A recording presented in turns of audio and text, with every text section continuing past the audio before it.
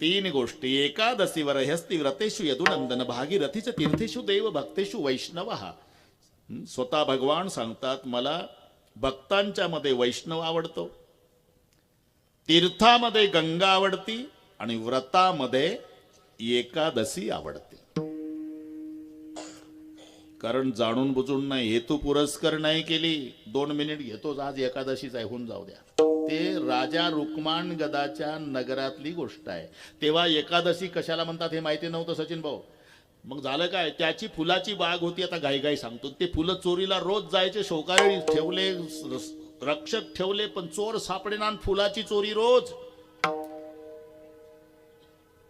एक दिवस चोर सापडले, सेवक पळत आले. चोर सापडले, सरकार कसे पकडले रे? पकडले नाही, सापडले. या मराठीकडे लक्ष द्या माझ्या. आपण कसे अहो सापडले म्हणजे इथले नव्हते, ते देवाच्या राजाचे इंद्राचे सेवक होते. रोज वरून विमानाने यायचे, आपले फुलं वरच्यावर तोडून निघून जायचे. आज विमान बंद पडल्यानं सापडले.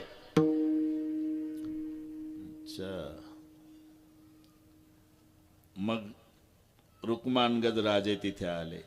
राजाला दुःख झालं नाही, आनंद झाला. का?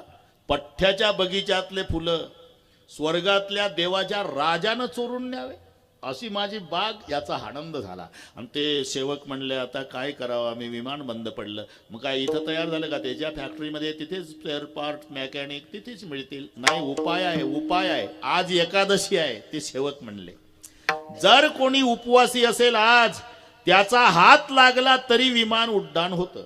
आता दुपारचे 2 वाजले होते, माणसं उपीट खाऊन दुपारचं जेवून तयार होते. दौंडी द्यावी लागली रुक्मांगद राजाला. जो कोणी उपवासी असेल त्याच्या हाताच्या स्पर्शानं विमान उड्डाण होणार आहे. विमान उड्डाण झालं म्हणजे राजा रुक्मांगद त्याला 5 गाव बक्षीस देणार आहे. नव्हतं, सगळे जेवून तयार होते. एका झोपडपट्टी पुढून सोमनाथ भाऊ दौंडीवाले चालले होते. एक म्हातारी झोपड्या पुढे बसली होती. म्हातारी जरा कानात फेल होती, पण तिला ते वाचतंय काय असं केलं तिनं. असं केल्यावर यांना वाटलं ही उपवासी आहे. जवळ गेले. काय आजीबाई उपवासी आहे का तुम्ही? काय आहे हे? जो उपवासी असेल त्यानं हात लावला विमानाला तर विमान उड्डाण होतं. राजा त्याला 5 गाव बक्षीस देणार आहे. उभीच झाली म्हातारी. उपवासी आहे तुम्ही? नाही, मी नाही उपवासी. उभ्या का झाल्या? माझी सून उपवासी आहे. एकादशी केली का तिनं? नाही, लेकानं हाणलं सकाळी. हे एकादशी नीट आहे का? 2च मिनिटात सांग. त्याच्यानं ती रुसली, अजून काही खाल्लं नाही. सेवकाने विनंती केली, चला विमानाला हात लावायला. नाही येणार. म्हातारीनं सल्ला दिली, दादा हे एवढी नीट असती तर सकाळी हाणली असती का?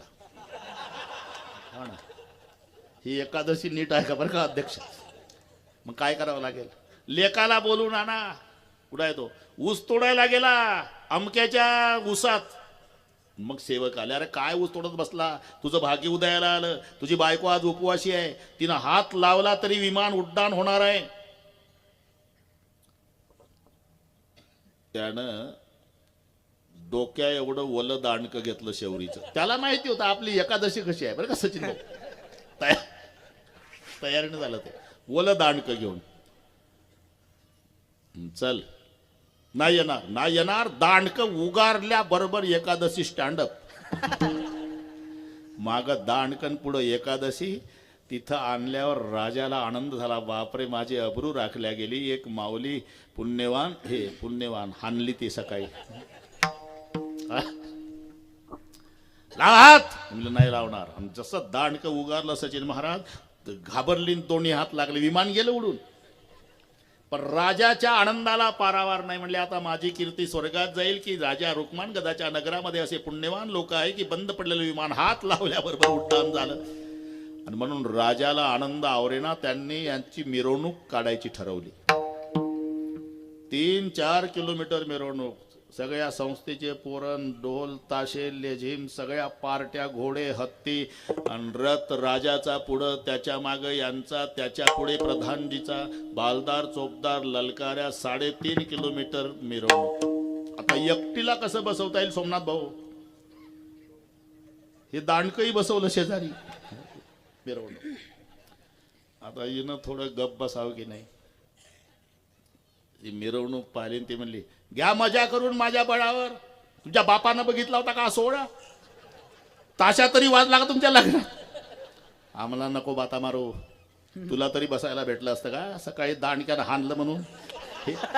मी तिथं होतं म्हणून सांगतोय. राजाने विचार केला, हेतू पुरस्कार नाही. पतीनं हाणलं म्हणून उपवासी राहिली. एकादशीचा दिवस तिच्या हाताच्या स्पर्शानं विमान उड्डाण झालं. एवढं सामर्थ्य या व्रतात असल्यामुळे दौंडीच दिली. आजपासून प्रत्येक येणारी एकादशी सर्वांनी करायची. रुक्माण गद एकादशी नगरे नेले वैकुंठासी, नगरे नेले वैकुंठासी, नगरी नेले वैकुंठासी, नगरी नेले वैकुंठासी, एकादशी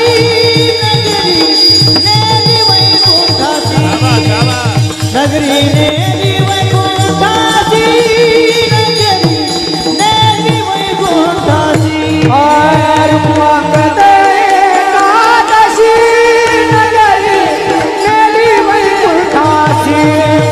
नगरी नेली वैकुंठासी, नगरी नेली वैकुंठासी.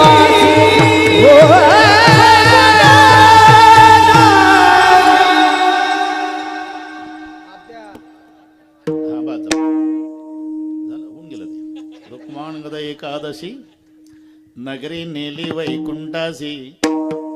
एवढं सामर्थ्य आहे व्रतामध्ये आहे. तो आजचा पवित्र असा दिवस आहे. अभंग संत जनाबाईचा आहे. फार मोठा अधिकार असणाऱ्या जनाबाई. 1-2 मिनिट घेतो.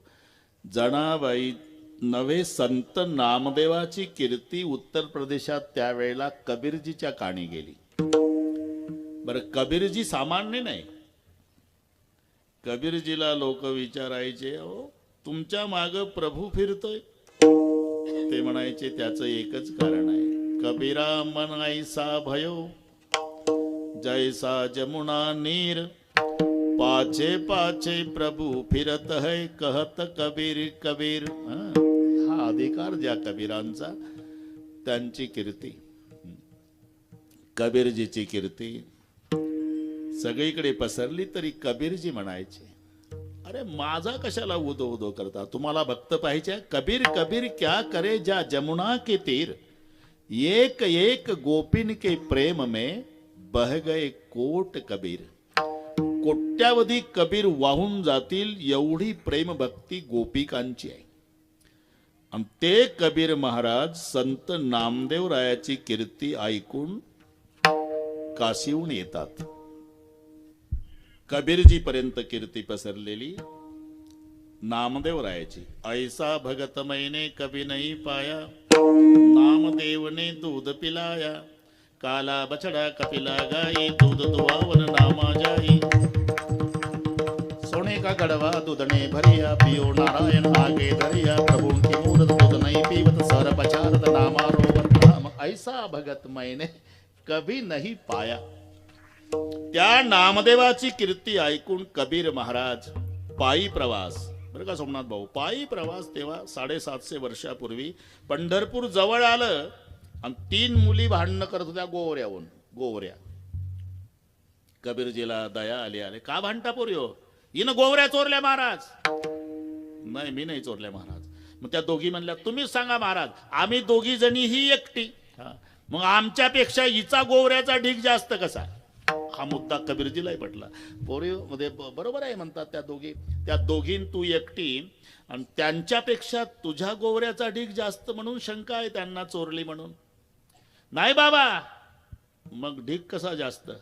माझा 4 हाताचा भगवान मला गोवऱ्या वेचायला मदत करतो. नामयाचे जणी सवे वेची शेणी, त्याचे 4 हात, माझे 2, अशा 6 हाताच्या गोवऱ्या म्हणून या दोघीपेक्षा माझा ढीग जास्त. काय भगवान गोवऱ्या वेचू लागतो तुला? कशावरून? तुम्ही कान लावा ना बाबा गोवरीला. गोवरीतून विठ्ठल ध्वनी आला तर समजायचं जणीची, नाही आला तर चोरली म्हणा. मग कबीरजी बसले आणि प्रत्येक गोवरीची टेस्टिंग सुरू झाली. कानाला लावायची विठ्ठल धोणी, कानाला लावायची विठ्ठल धोणी, सगळ्या गोवऱ्या विठ्ठल धोणी. कबीरजी म्हणाले, बेटा आम्ही भारतभर फिरतो, जिवंत माणसाचे तोंड विठ्ठल म्हणत नाही, तुझी गोवरी विठ्ठल म्हणते. तू कोण आहे? माझा स्वतंत्र परिचय नाही बाबा, पण संत नामदेव आहे ना, हा त्याची दासी म्हणून ओळखतात मला. जणी जणी जणी असं अख्खं पंढरपूर नामदेवाची दासी. कबीरजी तर उभेच झाले. बापरे, ज्याचं आणि कीर्ती ऐकून काशीहून मी त्याच्या भेटीला आलो, त्याच्या दासीच्या गोवऱ्या जर विठ्ठल म्हणतात तर तो नामदेव बाबा कसा असेल. आणि मग नामदेवरायाचे डोळे भरून आले, कबीरजीचे डोळे भरून आले. कोण म्हणतंय तुला दासी? अख्खं पंढरपूर म्हणतंय बाबा. नाही, दासी दासी नाही. जनी जनी तो सब कोई कहे, संत नामदेव की दासी. बंदा कबीरा यू कहे सब संतन की काशी. सगळ्या संतांनी तुझ्या रजकणात आंघोळ्या कराव्या बेटा, एवढं पवित्र तीर्थ तू आहे. हे कबीरजीनं जनाबाईला दिलेलं प्रशस्ती पत्रक आहे. पुन्हा लक्षात घ्या, अधिकार ते फळावर चाल सांगण्याचा अधिकार असतो. फळावर अजून पद्धत आहे. म्हणा पारनेरकर, पुणेवाडीकर, चिंचोलीकर, हांगेकर म्हणा. तस नीट ऐका. कीर्तन नामदेव महाराजचं पहिली चाल आळंदीकराला होती. याचा अर्थच आहे की ज्ञानेश्वर महाराज एक क्रमांकाचे गायक होते तेव्हा. कोणालाही चाल सांगते का? आणि चाल सांगण्याचा अधिकार संत जनाबाईचा. जनी म्हणे ज्ञान देवा बोला अभंग, जनी म्हणे ज्ञान देवा बोला अभंग, जनी म्हणे ज्ञान देवा बोला अभंग, जनी म्हणे ज्ञान देवा बोला अभंग. नामदेव कीर्तन करी फुले देवनाथ पांडुरंग, जनी म्हणे ज्ञान देवा बोला अभंग, जनी म्हणे ज्ञान देवा बोला अभंग. नामदेव कीर्तन करी फुले देवनाथ पांडुरंग, जनी म्हणे ज्ञान देवा बोला अभंग, जनी म्हणे ज्ञान देवा बोला अभंग. जणी म्हणे ज्ञान देवा बोला अभंग. पहिली चाल आळंदीकर. कीर्तन नामदेवाचं चाल असायची पहिली माऊलीला, पण अधिकार सांगण्याचा जनाबाईला. एवढा अधिकार संत जनाबाईचा होता. म्हणून देवासोबत संवादही करायच्या आणि वादही घालायच्या. फरक एवढाच आहे, त्यांचं दाखवायला भांडण होतं बरं का गुले साहेब, आतून प्रेम होतं. आमचं याच्या उलट असण्याची शक्यता आहे. आतून भांडण दाखवायला प्रेम असते. म्हणून त्यांच्या भांडणानं देव प्रसन्न झाला, आमच्या भजनानं नाराज होण्याची शक्यता आहे.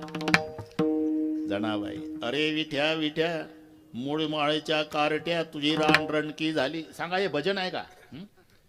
अरे विठ्या विठ्या मूळ माळेच्या कारट्या तुझी रान रणकी झाली. सती सावित्री चुडाल्याली तुझं गेलं मढ. तुला पाहुणी काळ रड उभी राहुणी अंगणीन सिव्या देती दासी जनी.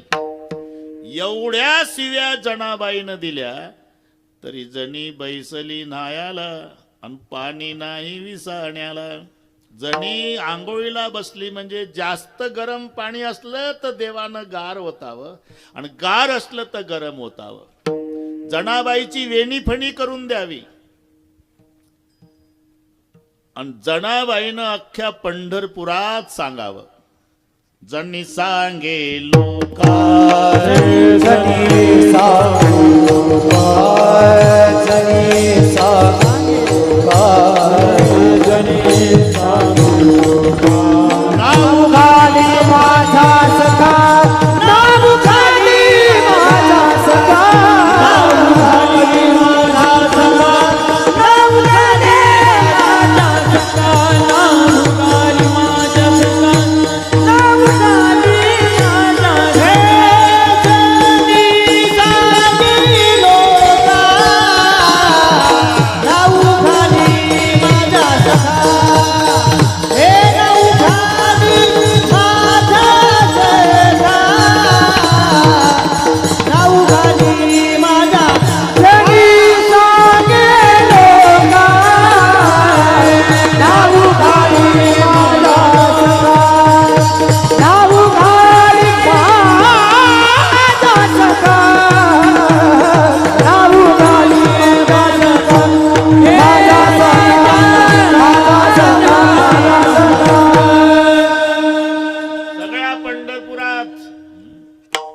जिनं शिव्या घातल्या त्याची वेणी फणी करतो. याला म्हणतात दाखवायला भांडण पण आतून भजन. त्यांच्या भांडणानंही प्रसन्न झाला.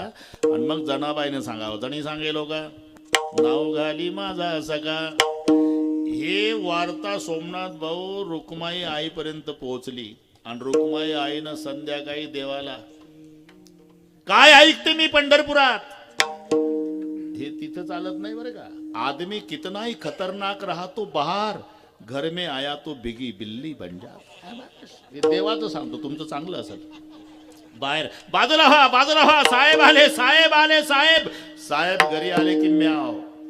रुक्माईनं विचारलं, काय ऐकते मी, काय अख्खा पंढरपुरात चर्चा आहे. ती नामदेवाची दासी जणी, तुम्ही ब्रह्मांडाचा धनी, तिची वेणी फणी, शोभतं का तुम्हाला. एवढ्या शब्दानं देवाच्या डोळ्याला धारा लागल्या. का रडताय देवा. रुक्मिणी, मी का जातो माहितीये तुला का. देव म्हणते रुक्मिणी, माझ्या जनीला नाही कोणी. तिला कोण आहे माझ्याशिवाय. एवढा अधिकार ज्या जनाबाईचा आहे. अभंग सर्वांच्या लक्षात आणून देतो मी.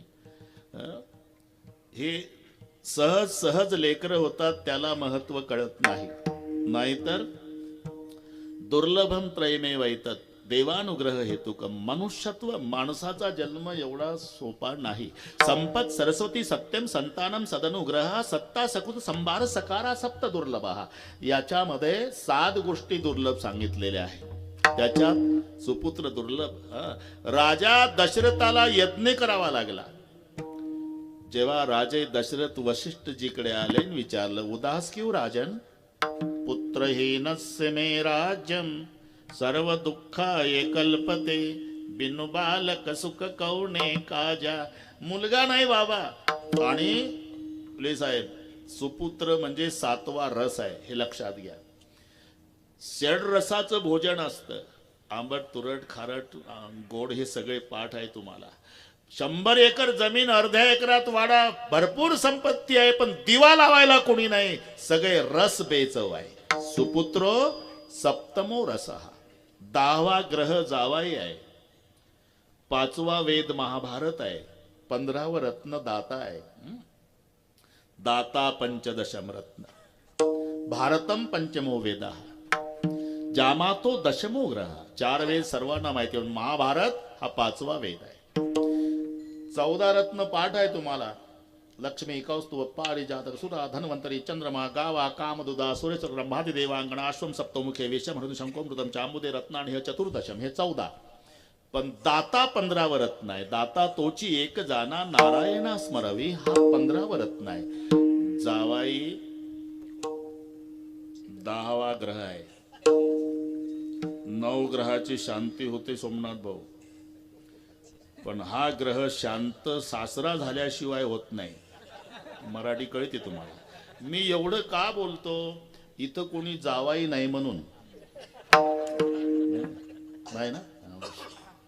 अरे कितीही करा, पूर्तता नाही. एक टोपला आंबे दिले सासऱ्यानं गाडीत. त्याला वाटलं कौतुक करल बापू, म्हणून फोन केला ताईला. काय म्हणले बापू. काय बाबा, तुमचे जावाई म्हणले तुझ्या बापानं 3 रुपयाचे आंबे पाठवले, पण सगळे आपल्यालाच करावं लागलं. कुरडई कर, पापड कर, भजी कर, पुरणपोळी कर. असं झालं का बरं का देशमुख.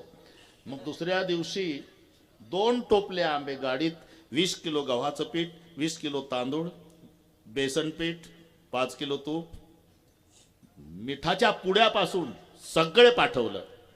त्याला वाटलं आता कौतुक होईल आपलं. 4 दिवसांनी फोन केला, ताई काय म्हणले बापू. तिथं पुन्हा भडकले बाबा. का ते म्हणले तुझा बाप काय भिकारी समजलं का आम्हाला, मिठासहित पाठवलं. सांगा काय करावं सासऱ्याला. म्हणून हा 10वा ग्रह जामातो दशमो ग्रह. अमृतसेठ हा 10वा ग्रह आहे जावाई. 15वं रत्न आहे दाता. 5वा वेद आहे महाभारत. पण 7वा रस आहे सुपुत्र. लक्षात घ्या. सुपुत्रो सप्तमो रसा. जनाबाई देवाजवळ ही मागणं मागते. कारण जनाबाईचा संवाद देवासोबत चालू आहे. शेवटी निधान हा शब्द याच्याहून. निधान नरदेहालाही म्हटलेलं आहे. निधान म्हणजे ठेवा होतो आणि निधान देवालाही म्हटलेलं आहे. विठ्ठल निधान असा शब्द आहे. म्हणजे विठ्ठलासोबत जनाबाईचा हा संवाद आहे. का? याचं कारण आहे. वारकऱ्याच्या पोटी वारकरी जन्माला येईलच याचं सांगता येत नाही. बापानं जन्मभर ज्ञानेश्वरी वाचलेली असते आणि मुलानं सुरू केलेलं असते. बाप संध्याकाळी हरिपाठ करतो आणि मुलगा पावल्या खेळत येतो. एक लात कंबरड्यात घालतो, बाप खाली पडला की दुसरी लात घालतो. जन्मभर ज्ञानेश्वरीचं वाचन केलं पण यानं सगळे विकलं. सोमनाथ भाऊ सगळे विकलं. उखळ मुसळ जात. शेवटी कपाटात ठेवलेली ज्ञानेश्वरी याच्या हाती लागली आणि ते रद्दीच्या दुकानात नेऊन विकली. म्हणजे वारकऱ्याच्या पोटी वारकरी जन्माला येईलच सांगता येत नाही. संताच्या पोटी संत जन्माला येईलच सांगता येत नाही. संताचे ते आप्त नव्हती संत. म्हणजे संताच्या पोटी संत जन्माला येत नाही हे जनाबाईला माहिती होतं. म्हणून जनाबाई देवाची प्रार्थना करतात. बाकी कुठं कसंही होऊ द्या पण निदान संताला ऐसा पुत्र देई संता, ऐसा पुत्र देई संता, ऐसा पुत्र देई संता, ऐसा पुत्र देई संता.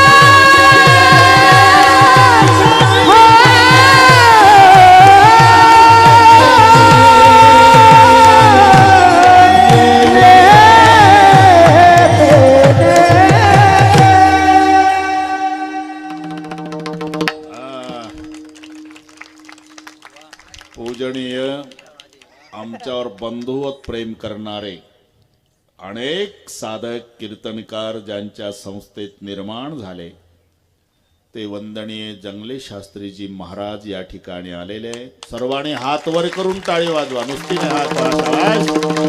बाबा इथंही पर्यंत टाळी चालू द्या.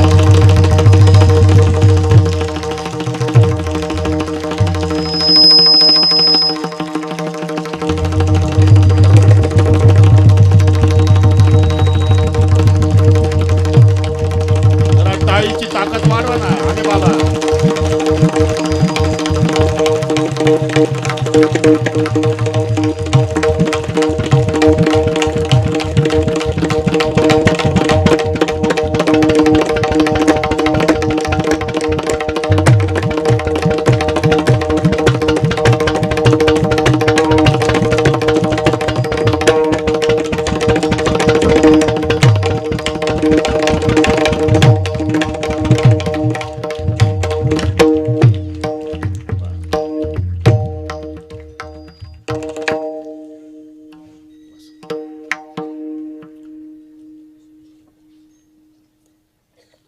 जरा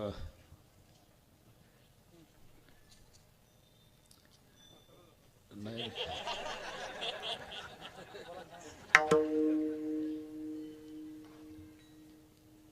तरी आम्ही काचेच्या भांड्यासारखं सांभाळू तुम्हाला. पण आम्हाला पाहिजे. हा विठ्ठल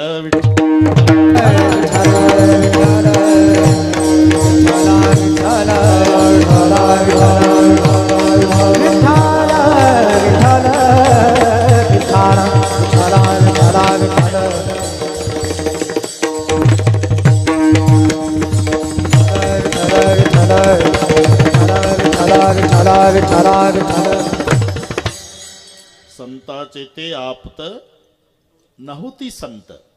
संत जनाबाईला माहिती आहे की संताच्या पोटी संत जन्माला येईलच सांगता येत नाही. वारकऱ्याच्या पोटी वारकरी, वैष्णवापोटी वैष्णव जन्म घेईलच नाही सांगता येत.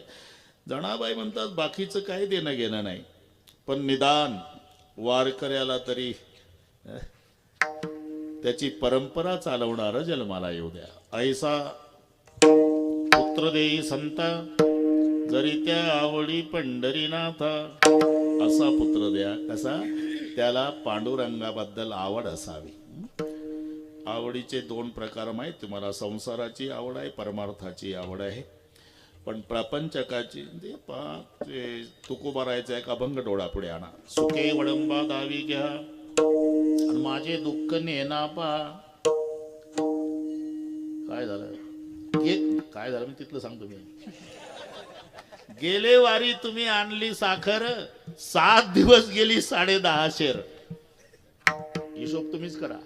ती म्हणती नवऱ्याला 10.5 शेर साखर 7 दिवस पुरवली.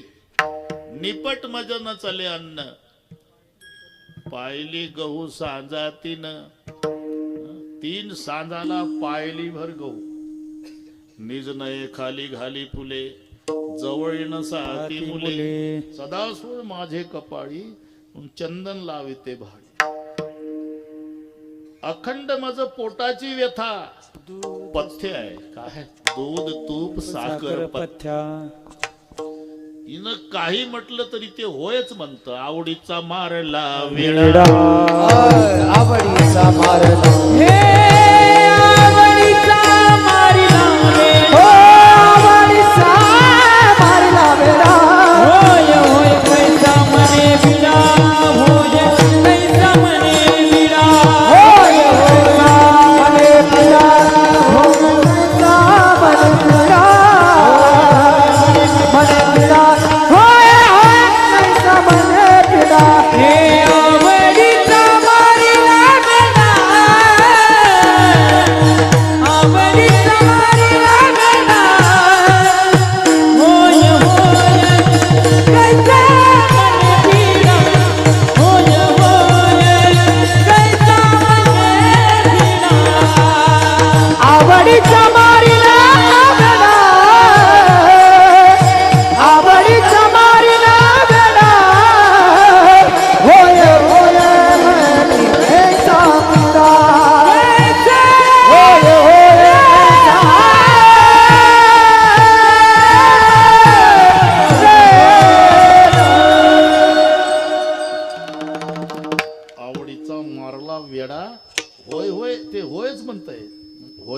कैसा म्हणे भिडा. त्याची फलश्रुती तुका म्हणे जिता गाढव केला आणि मेलियावरी नरका नेला. ही प्रपंचाची आवड आहे. मग ऐसा पुत्र देई संता जरी त्या आवडी पंढरीनाथा. त्याला पांडुरंगाबद्दल आवड असावी असा मुलगा. कारण बापाला आवडतं ते मुलाला आवडतं असं नाही. शंकररावला आवडतं ते गणपतरावला आवडत नाही. शंकररावला बेल आवडतो, गणपतरावला दुर्वा. बाप लेकाचं सांगतो आहे ना. याला आवड बेलाची आहे आणि त्याला आवड दुर्वा. विष्णूसी आवड एकादशीत, चंद्रासी आवड एकादशीत, अग्निशी आवड एकादशीत आहे ना. अख्खा भात शिजवा पण ते म्हणत नाही पातेलं द्या एकादशीत. अग्निशी आवड एकादशीत, विष्णूशी आवड एकादशीत, चंद्राशी आवड एकादशीत. ही आवड प्रत्येक. पण असा पुत्र द्या जरी त्या आवडी पंढरीनाथा. ऐसा पुत्र देई संता जरी त्या आवडी पंढरीनाथा. अजून त्यानं काय करावं. गीता नित्य नेमी, गीता नित्य नेमी, गीता नित्य नेमी, गीता नित्य नेमी, गीता नित्य नेमी, गीता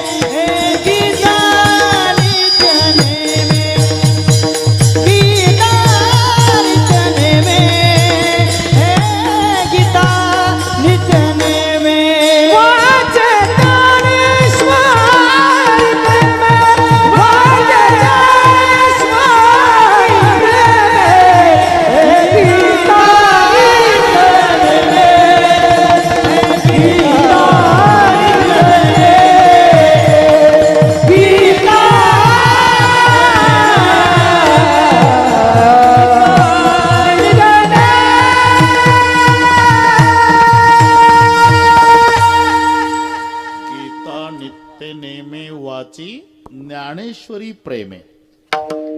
गीताच नित्य नेमानं काय याचं कारण आहे. शब्द ब्रह्मी असंख्याके जे तुला काय अभिप्राय पिके ते तुला महाभारती एके लक्षे जोडे. 1,00,000 श्लोकाचं महाभारत. महाभारत तयार करायचं होतं पण लेखक सापडेना. शेवटी गणपती बाप्पा सापडले. पण अटीवर मी लिखाण काम करतो पण माझ्या लेखणीला तुमचं सांगणं पुरलं पाहिजे. चालेल. व्यास सांगायला आणि गणपती लिहायला. महाभारतावर पहिल्याच चित्र ते आहे. व्यास सांगतात, गणपती लिहितात.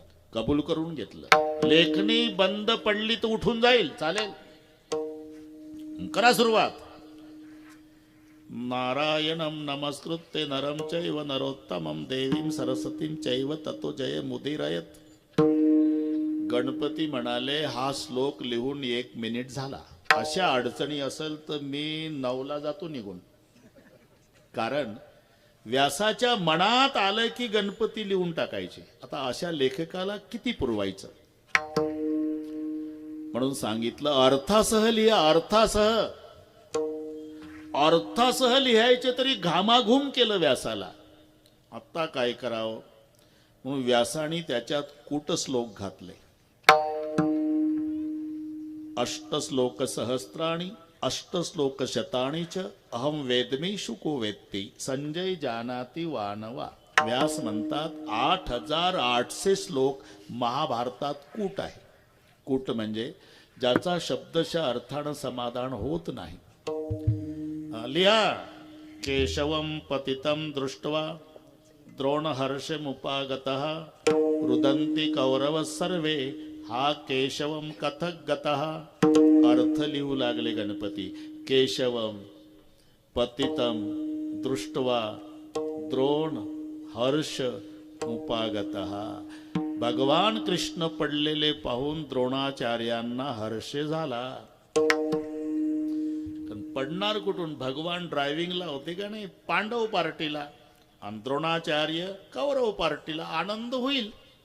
भगवान म्हणजे सारथी पडले, आनंद झाला द्रोणाचार्यांना. केशवम पतितम दृष्ट्वा द्रोण हर्ष मुपागतः. पण खालच्या लाईन मध्ये रुदंती कौरव सर्वे. मग गणपती थांबले. हे कसं शक्य आहे? जर भगवान पडले खाली तर द्रोणाचार्यांना हर्ष होतो, हे बरोबर आहे. पण कौरव कशाला रडतील? तिथं पेढे वाटतील, घ्या पेढे, कटकट गेली, आता ड्रायव्हर पडला, अर्जुनाचं खरं नाही. रुदंती कौरव सर्वे हा केशवम कथगतः, याला कूट म्हणतात. मग व्याकरणाचं डोकं चालून सोडवलं. केशवम त्याचा विग्रह केला. केशवम ते किम सर्वनाम, किम के काणी के नकाभ्याम काही, ते केशव. शेव म्हणजे प्रेत, के म्हणजे कोणाचं. गणपतीनं आता सुधारणा सुरू केली. कोणाचं तरी प्रेत पाण्यात पडलं होतं, फुगलं होतं. द्रोण म्हणजे कावळे. हर्ष मुपागत आरडावरडा सुरू झाला. चला 2 महिने फिकर नाही, चला त्यांचे जातभाई बोलवले त्यांनी. द्रोण हर्ष मुपागत. पण खालची वळ रुदंती कौरव सर्वे. कौरव शब्दाचा अर्थ कोलही होतं. सगळे कोल्ह्याचा कळप गंगेच्या काठाला रडू लागला. का 20 फुटावर फुगलं प्रेत आहे, पण पाण्यात आहे, आपल्याला चान्स नाही. हा केशवम कथक गता. असे 8800 श्लोक महाभारतात कूट. उद्देश एकच, अर्थ लावायला त्यांना वेळ मिळावा, उशीर लागावा, आणि आपल्याला दुसरा आठवायला वेळ मिळावा. अशा रीतीनं महाभारत तयार झालं.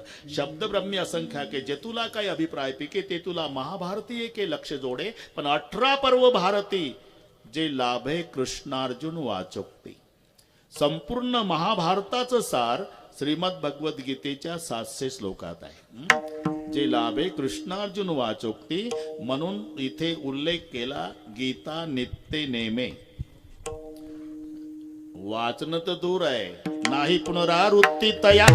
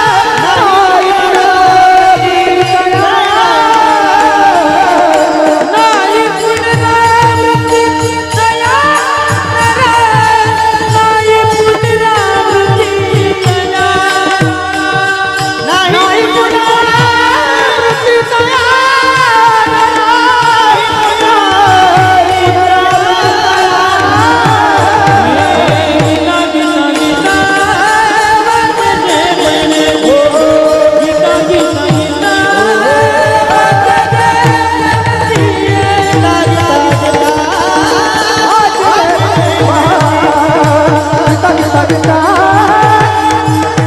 माझे मन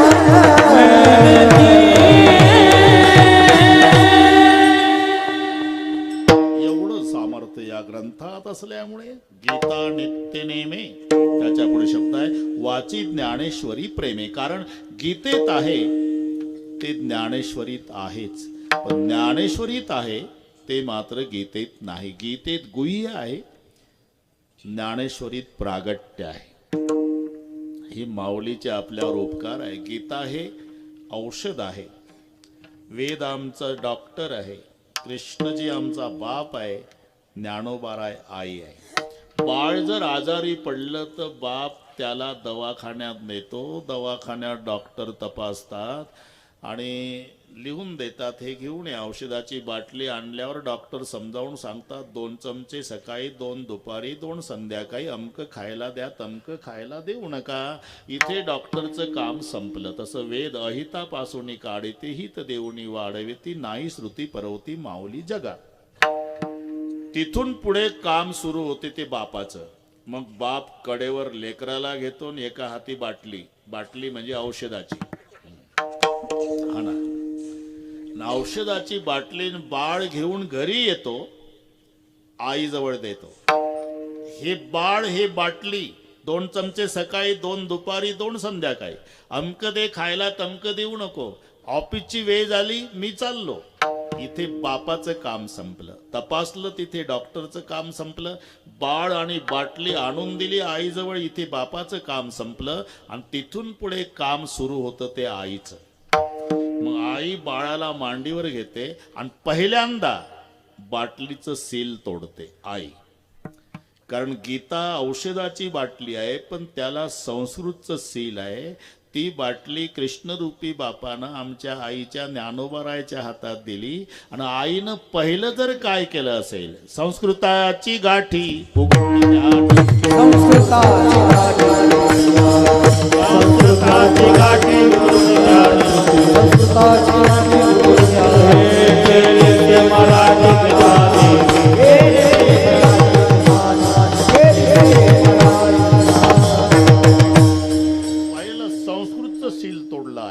संस्कृताची गाठी उघडून ज्ञानदृष्टी आणि केली से मराठी गीता देवी, त्याचं नाव ज्ञानेश्वरी. मग ओव्या म्हणजे 9000 चमचे समजा. त्या चमच्यानं सगळ्या लेकराला बस. जशी डॉक्टरची भूमिका, वेदाची, बापाची भूमिका, देवाची, आईची भूमिका आमच्या माऊलीची गीतेत आहे ते ज्ञानेश्वरीत आहेच. पण ज्ञानेश्वरीत आहे ते मात्र गीतेत नाही. अज्ञानालाही ज्ञानी करण्याची ताकद ज्ञानेश्वरीत. ऐसा वर या टिकेसी ज्ञान होय अज्ञानासी. गीता तर वाचा, पण ज्ञानेश्वरी प्रेमे. गीता नित्य नेमे वाची ज्ञानेश्वरी प्रेमे. 5-10 मिनिट आधी संपलं तरी चालेल म्हणला स्वप्नील भाऊ, कारण पुन्हा कार्यक्रम उरकायचा आहे. बरोबर झाला, बरोबर करतो, अजिबात काळजी करू नका. आता मोठे बंधू आल्यामुळे बस तुमचीच वाट बघत होतो आम्ही. जमला आता. एकदा हात वर करा. शाबास. एवढं शूटिंग घ्या. एका तालात विठोबा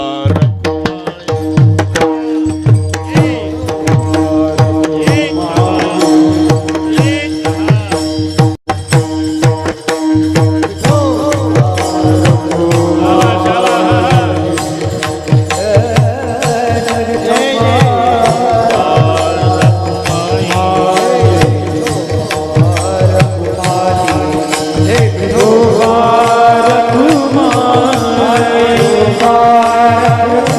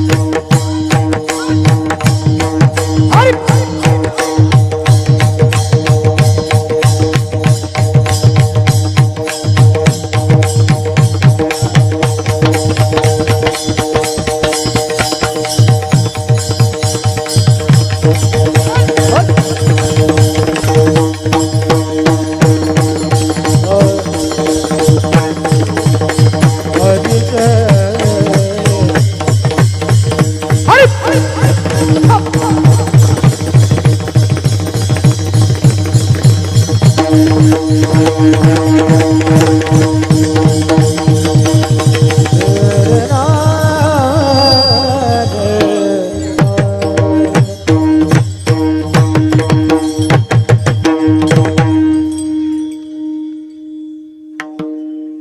पुत्र देई संता जरी त्या आवडी पंढरीनाथा गीता नित्य नेमे वाची ज्ञानेश्वरी प्रेमे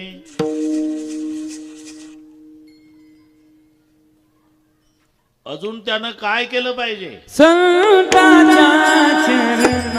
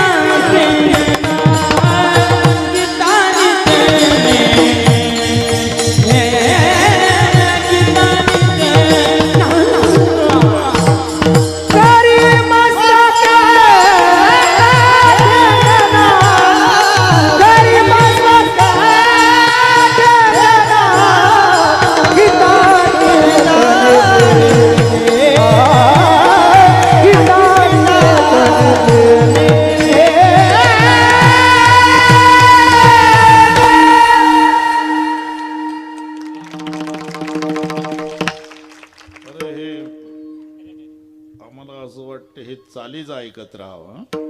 सुंदर. सगळे गुणीजन म्हणजे आमच्या संप्रदायाचं सौंदर्य आहे. मजा आली. अजून 10 मिनिट घेतो, पुन्हा कार्यक्रम मोठा उरकायचा आपल्याला. संताच्या चरणा करी मस्तक ठेंगणा, त्यानं संत चरणावर डोकं ठेवून दर्शन घ्यावं. संताच्या चरणा करी मस्तक. हो ठीक आहे, इथपर्यंत ठीक आहे. पण आता 8:38 झाले ना. ऐसा पुत्र देई संता, ऐसा पुत्र देई संता, ऐसा पुत्र. पण त्याच्या नशिबात पुत्र नसेल तर मुलगी चालेल, पण कशी? कन्या व्हावी भागीरथी, कन्या व्हावी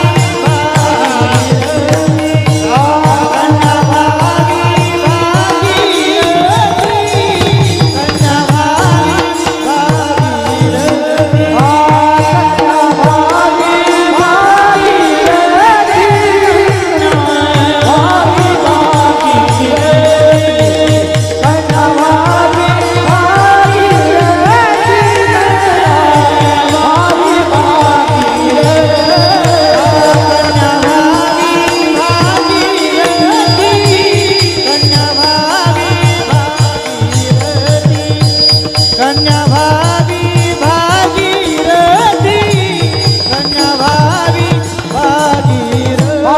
भागीरथी, कन्या व्हावी भागीरथी, कन्या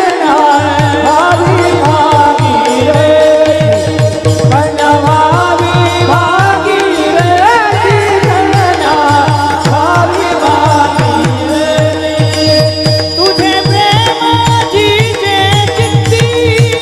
तुझे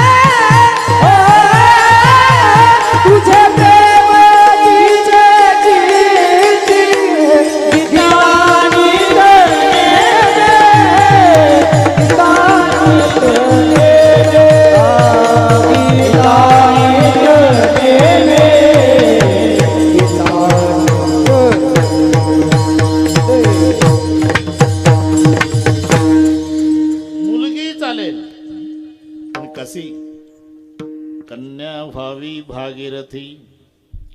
हे तेव्हाचा पासून कायदा आहे, सरकारनं आता सुरू केलं. अरे संताच्या मतानुसार सरकार वागलं असतं तर 135 कोटीचा भस्मासूर आता झाला नसता.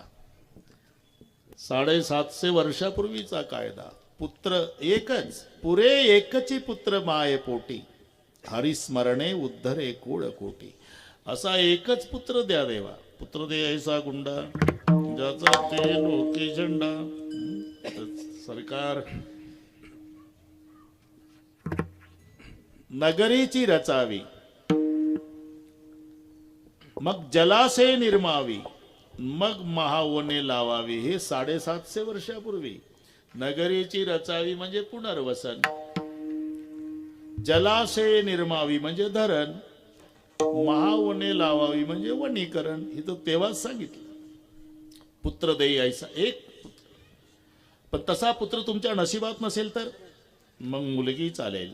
कन्या तरी ऐसी देई जैसी मीरा मुक्ताबाई. पण मीरा मुक्ताई सारखी मुलगी नसेल न पुंडलिका सारखा पुत्र नसेल तर एक मेहरबानी करा. इतुके न देवे तुझ्यान तरी करिगा निसंतान. जर मीरा मुक्ताई सारखी मुलगी नसेल न पुंडलिका सारखा मुलगा नसेल तर मेहरबानी करा अजिबात होऊ देऊ नका.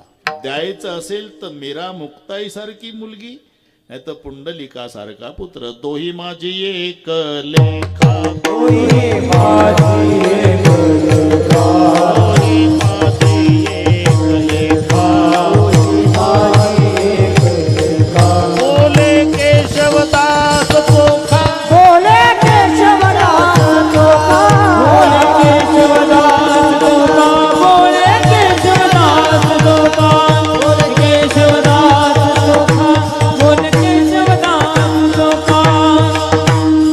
दोही माझी लेखा, बोले केशवदास चोखा, बोले केशवदास चोखा, बोले केशवदास चोखा. दोही माझी लेखा, बोले केशवदास चोखा, बोले केशवदास चोखा, बोले केशवदास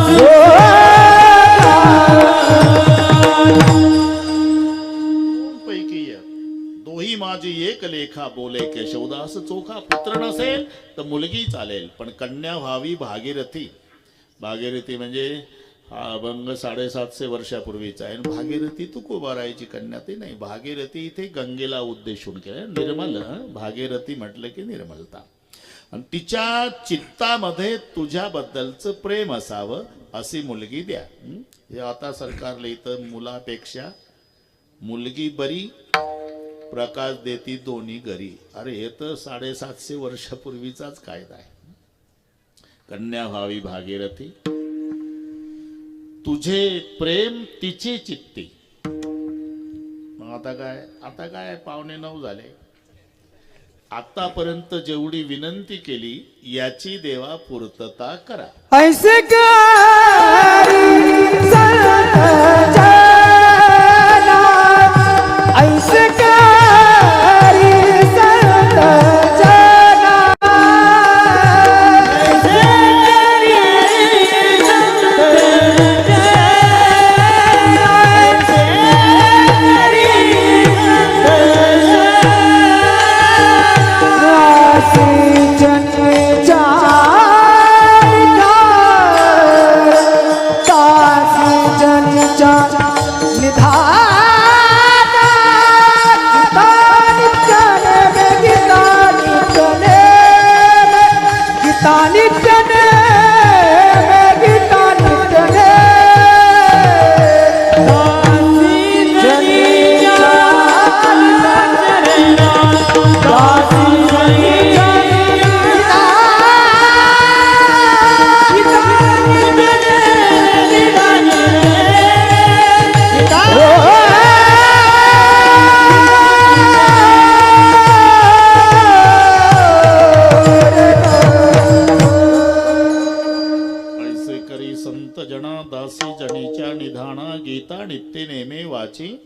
ज्ञानेश्वरी प्रेमे.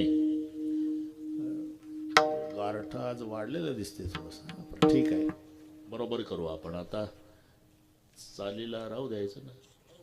हे कार्यक्रम मला स्वप्नीलनी कल्पना दिली.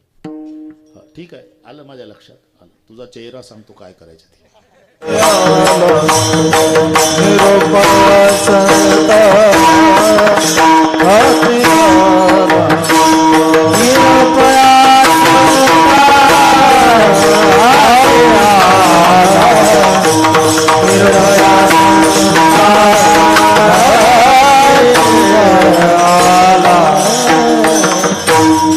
प्रमाण कोणी म्हणू नका.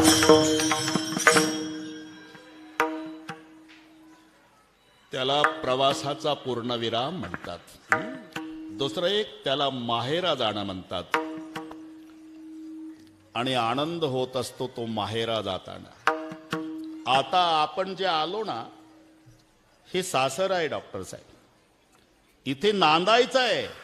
आनंद भोगायचा ते ठिकाण माहेर आहे, नांदायचं आहे ते सासर आहे. येवणी वराटीनी बैसल्या टेकी,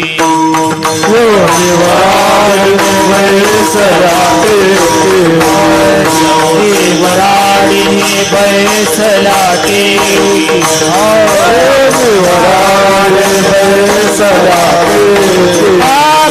कोण तो नवरा नाही ओळखी, कोण तो नवरा नाही ओळखी.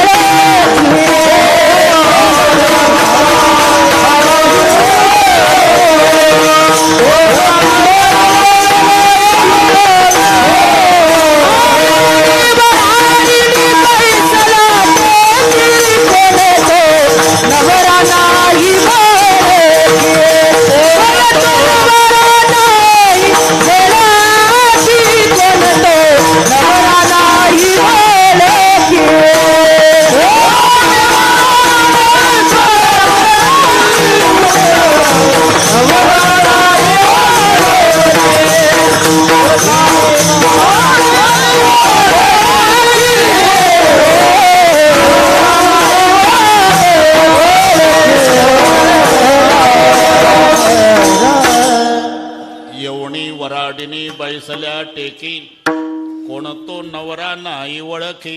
हे सासर आहे डॉक्टर साहेब.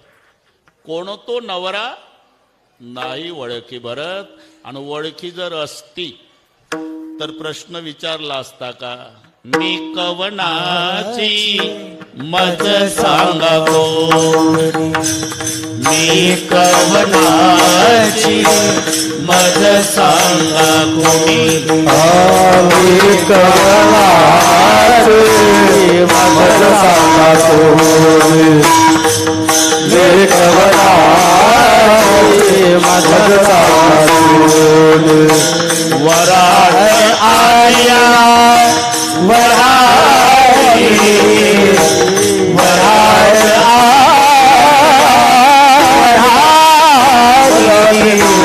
मी कवनाची मज सांगा कोणी, मी कवनाची मज सांगा कोणी. वराड आया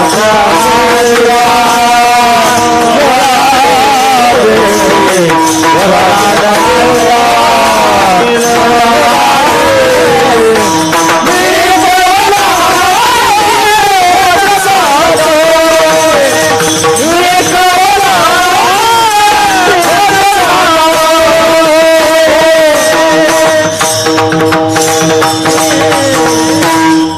भारत देश जर ओळखी असती तर प्रश्न विचारला असता का, मी कवनाची मज सांगा कोणी, वराड आलिया वराडिनी, कवण ते वरमाय, कोण तो वरबाप, कोण तो नवरा, कोण तो मंडप.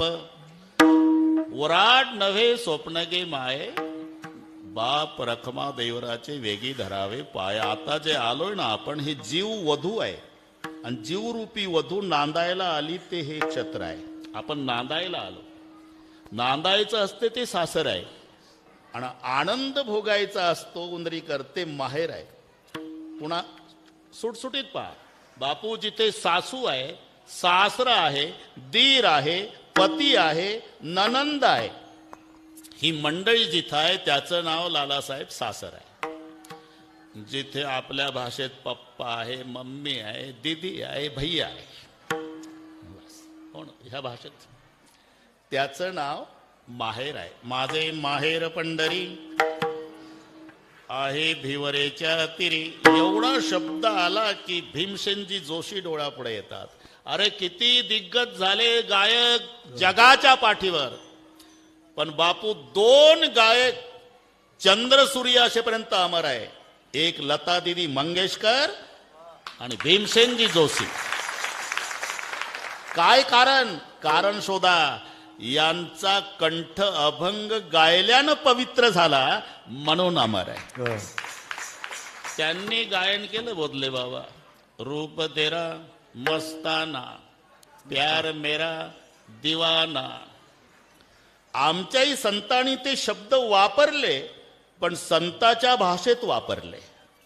रूपे गुंतले लोचन चरणी, स्थिरावले मन देह. भाव हरपला तुझ पाहता विठ्ठल म्हणून अमर. विठ्ठल विठ्ठल.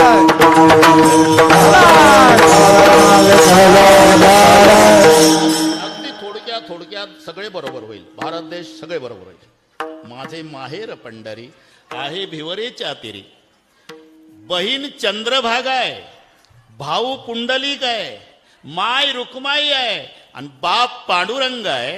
ही मंडळी जिथं आहे त्याचं नाव माहेर आहे. माहेर संताचे.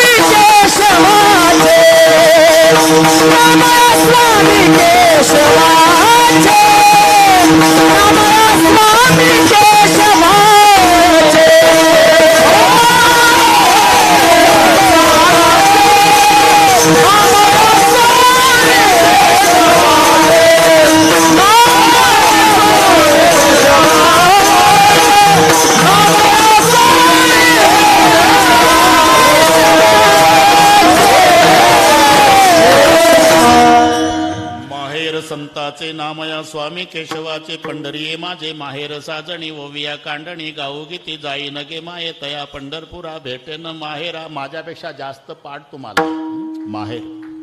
पुन्हा एक इथे पारतंत्र्य आहे बरं का. भरत सासरला सर्वाच्या नंतर झोपावं लागतं, सर्वाच्या आधी उठावं लागतं. सासऱ्याचं जेवण, सासूचं जेवण, पतीचं जेवण, दिराचं जेवण, नंतर हे जेवण. मग त्यांचं अंथरूण पांघरून तिच्या उशाकडे तांब्या भरून, सासऱ्याच्या उशाकडे तांब्या, तिची काठी, याची बॅटरी, तिचा पानाची पिशवी, याचा तंबाखूचा बटवा. याच्यात रात्रीचे 12 वाजतात तिचे. आणि मग झोपती बिचारीन. उशिरा उठली की सासू अख्ख्या डिस्कळमध्ये फिरती. झोपून जाय अजून, आताच्या पोरी तसल्याच. अरे तूही तसलीच होती. सास भी कभी बहू थी ना. याला म्हणतात सासर जिथे पराधीनता आहे. आपुलिया सत्ता स्वाधीनता ते नाही. आपुलिया सत्ता स्वाधीनता ते नाही. आपुलिया सत्ता स्वाधीनता ते नाही. आपुलिया सत्ता स्वाधीनता ते नाही. बाबा सासुरवासी केले, बाबा सासुरवासी केले. Bye.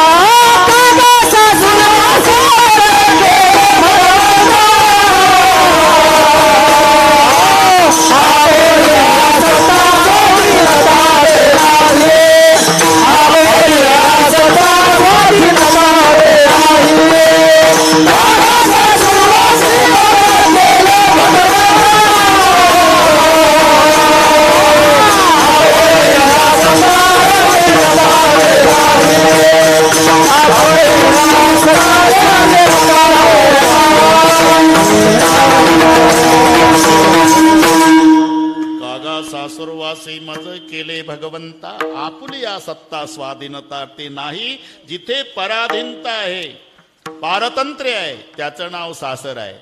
मुलगी माहेरी गेली न बोधले बाबा, किचन मध्येच असते. किचन मध्ये तिची मम्मी स्वयंपाक करते आणि हे जेवते सगळ्या परिवाराच्या आधी, आणि मम्मी लाड करते, गरम गरम आहे जेवून घे बेटा, आणि तिथंच जेवते 8 वाजता. आणि पुन्हा म्हणते आई मी झोपते बरं का ग, जा जा. 8ला झोपली रात्री, सकाळचे 8 वाजले बापू तरी उठत नाही. तिचा भाऊ जातो गोंद्या गोंद्या, आणि तिच्या अंगावरचं पांघरून काढतो, ताडे उठ, घाबरू नका तिथलं सांगतो.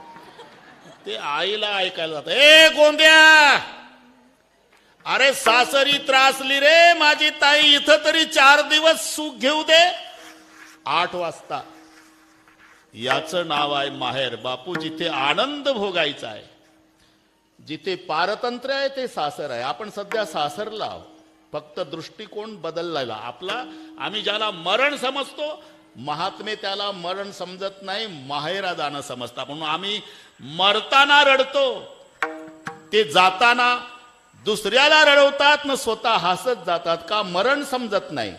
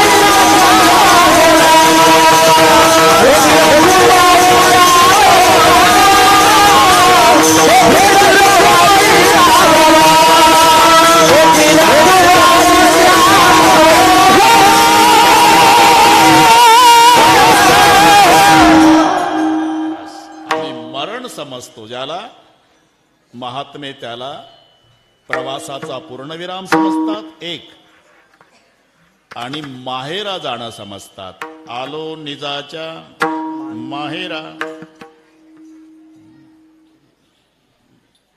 संघटना व्हायला लागली बरं यांची.